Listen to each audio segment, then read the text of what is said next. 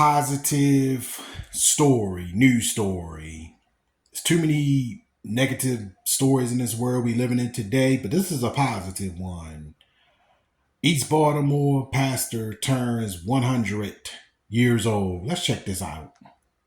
Celebrating a century of living and serving, WMAR2 News' Maria Morales enters us to one of Baltimore's newest centenarians. Christina Holtz Clark, founder of East Baltimore Deliverance Church, just turned 100. She's a picture of what a lifetime of faith, service, and unshakable resilience looks like. Oh, overwhelmed.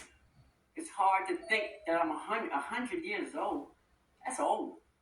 You know. Born Christina Barnes, she grew up in East Baltimore to a family of devout Christians. She displayed that same devotion to church as a wife and mother of 6. That is, until her 10-year-old son died. She lost faith, becoming an atheist. 5 years later, her 15-year-old daughter died. I just couldn't see how I could have so much misery in my life. Loss of children, loss of that. It was too much. I didn't find anything there that was going to help me. People get that way. One night, she was on her way to a club and found herself sitting in the back of a church. That's when everything changed. The Lord spoke to me and said to me, "This is your night." And I said, "My night for what?"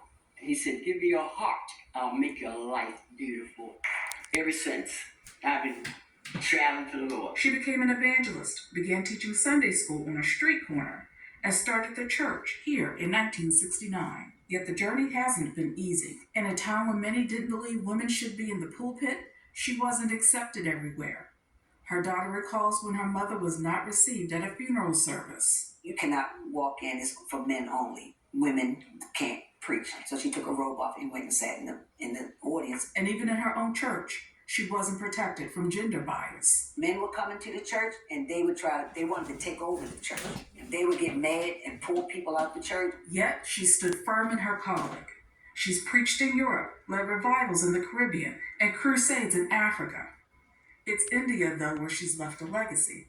The Christina Holtz Clark Educational Center. I believe firmly that God calls who he wants to call. And it's up to that person that he calls whether they accept or not.